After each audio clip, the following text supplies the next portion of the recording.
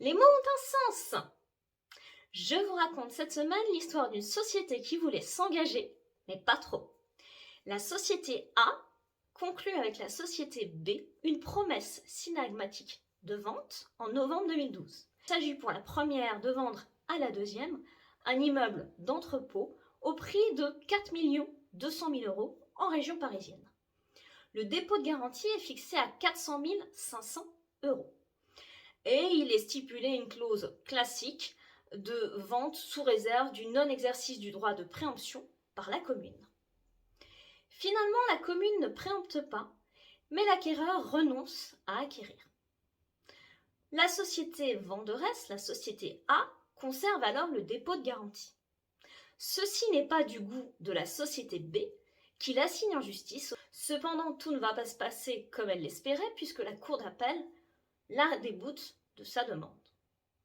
La cour d'appel, s'appuyant sur la promesse synagmatique de vente, retient en effet deux éléments.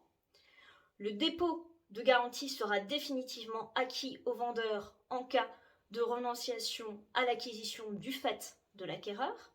Et au cas de défaut de l'acquéreur, il était stipulé que le vendeur conserverait le dépôt de garantie à titre d'indemnité forfaitaire et non réductible pour réparer son préjudice.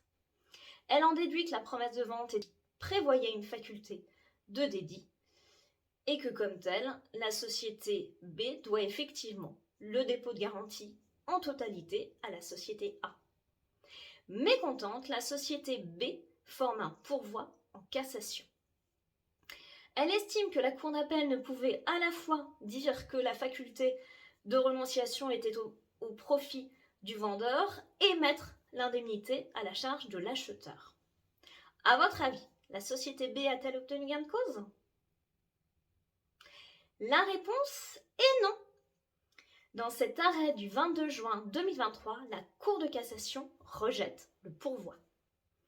Elle approuve le raisonnement de la Cour d'appel qui avait considéré d'une part que la vente n'avait pas été réitérée du fait de l'acquéreur et d'autre part que les parties avaient stipulé que le dépôt de garantie serait définitivement acquis au vendeur en cas de non-réalisation de la vente du fait de l'acheteur.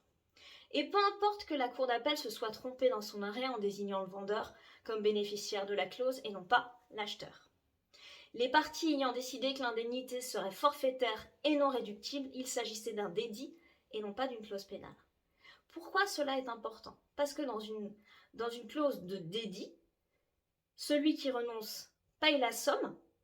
Dans une clause pénale, celui qui renonce peut réclamer la réduction de cette somme, il peut réclamer au juge la réduction de cette somme, ce qui est prévu par l'article 1231-5 du Code civil. Le juge peut réduire une clause pénale s'il l'estime excessive ou au contraire dérisoire. La vigilance est donc de mise dans la rédaction des avant-contrats. Si cette vidéo vous a plu, vous pouvez la commenter, la liker ou la partager, ça me fera très plaisir.